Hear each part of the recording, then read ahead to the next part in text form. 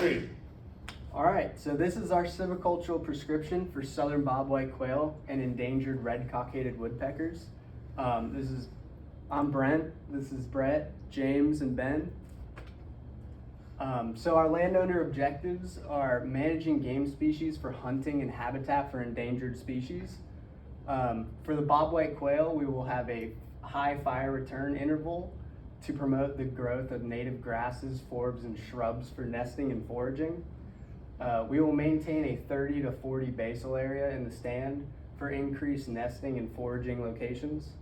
For the red-cockaded woodpeckers, we will transition the stand from slash pine to longleaf pine to provide nesting habitat for the red-cockaded woodpecker.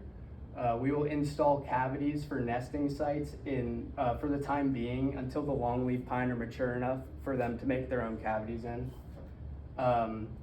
And longleaf pine is the longest living southern pine species and lives long enough to generate heart rot, which a lot of the woodpeckers use to create their cavities.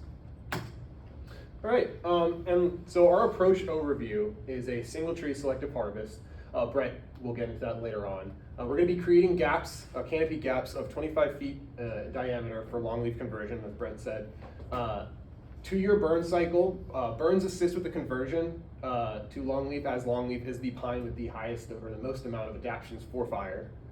Burn season runs from the first day of first day of winter, to April 1st, leaning towards the growing season to not interfere with quail nesting. And we're going to have an herbicide treatment for Kogan grass, as Kogan grass is present.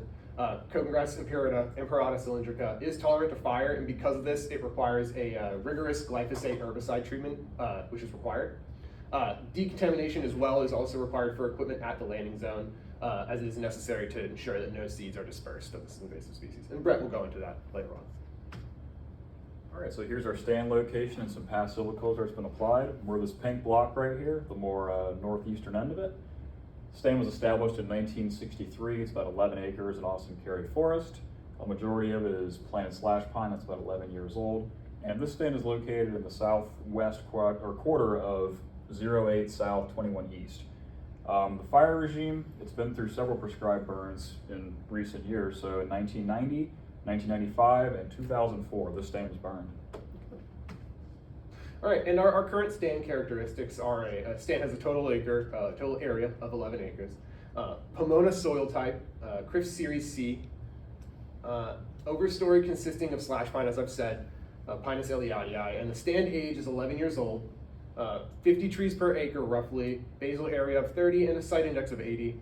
We'll go into that a little bit more how we got that, and understory consisting of gallberry, helix glabra, salt palmetto, sereno repens. Invasive Kogan grass, as I said, is also present. And this is the diameter distribution chart. You can see trees per acre and diameter at breast height with the error bars. All right, so just to give a little bit of insight on the relative density and site index of our plot. We calculate that our relative density is 9.29%. And using the current stand age and average stand height, if you look at the site index curve of Pinus eliatii, we determined that the site index is 80, as you can see in the legend, with a base age of 50 for slash pine. All right, so just general operations for our stand, right? We're going to have our initial harvest. The plan here is to disc and burn the understory and apply glyphosate herbicide at 4 pounds per acre, again to control that Kogan grass and just really give us a fresh start on the understory, because where it's sitting at now between the gallberry, Kogan grass, we want to see that transition into better quail habitat. So understory, we're going to do that, and now for the overstory, we plan to do 3 separate 1/10 acre group selection cuts, and that's going to serve as site preparation for the incoming longleaf, so we actually intend to plant with our seedlings.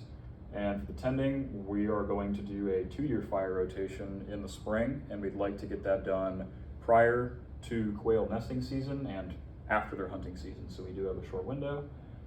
We also plan to disperse seed of the desired understory species, so Calmacrista fasciculata, we're going to do Andropogon virginigus, and Aristida bayreuchiana. These are all things that the quail are going to want and use for nesting. And again, over time, we're going to take the Stoddard-Neal approach by utilizing single and group tree selection. That's going to allow us to slowly convert this stand from slash to longleaf. And again, because we're thinking like 100 years in the future, we will do this at our own discretion as to how we see the stand developing. In terms of regen, again, we're going to be planting longleaf pine in these clearings from our initial group selection cuts, trying to maintain that 30 to 40 basal area throughout our management. And we plan to fertilize with nitrogen and phosphorus after planting, and that's to elicit growth response. And we actually got that from Jaquel and Long. All right, so to give you a little bit of a timeline for our management practice. We're going to start out the year from the winter of the year prior up until spring, so we'll say this year, up until April 1st, we're going to be burning, and that's really just to reduce the understory in the growing season and promote the growth of the lower forbs, grasses, and shrubs that quail often use as a habitat as well as a food source. And the prescribed fire will also be used as a site prep for our seedlings that we'll be planting just shortly after. Following that burn, we're going to do a selective harvest in the winter of 23 to the summer of 24.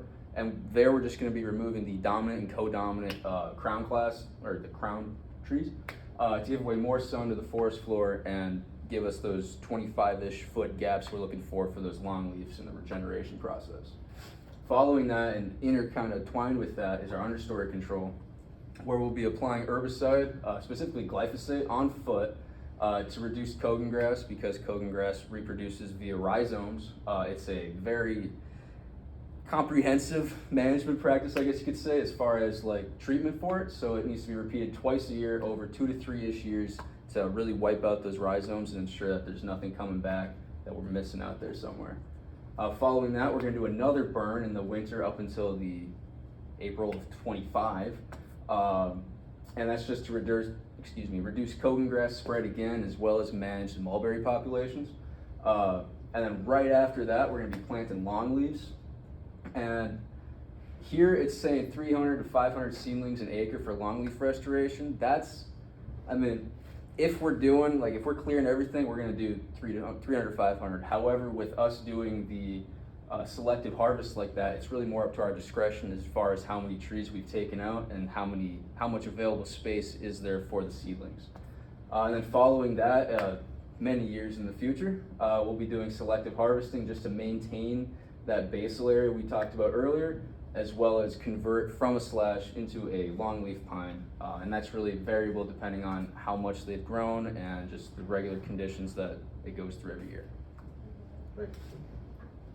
Here we have the site map. As you can see, our stand is outlined here with a loading zone. And we're going to go ahead. These are our group selection cuts I was just telling you all about. These are the 1/10 acres. These are going to be our initial planting sites for starting our longleaf conversion.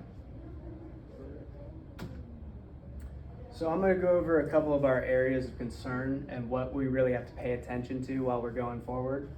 And the first area of concern is eliminating and stopping the spread of these unwanted and invasive species. So we're going to use herbicide to eradicate the Kogan grass populations. Kogan grass will outcompete native forbs, grasses, and shrubs that are used by quail in the nesting seasons. Another area of concern that we have is falling behind in the fire regime. Fire is going to be our main management tool throughout this, and we just really need to stay on top of our burning schedule. So this will also make sure that ground cover does not become too dense for the quail nesting in the spring. And it will also make sure that no oaks will become established and start to shade out the understory. And one of our last areas of concern is just maintaining nesting habitat for quail and red-cockaded woodpeckers.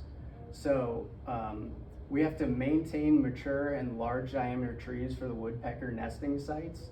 And we will also have to maintain artificial cavities for the woodpecker nesting, because it'll take a long time for these longleaves to grow into maturity. So there has to be somewhere for these woodpeckers to nest for the time being. We will also ensure adequate populations of bunch grasses for the quail nesting in the spring. And we will also ensure a supply of legumes like Comicrysta fasciculata for chicks to feed on in the spring. All right, and this is our literature cited. Thank you for giving us your attention, and have a great day. Thank you.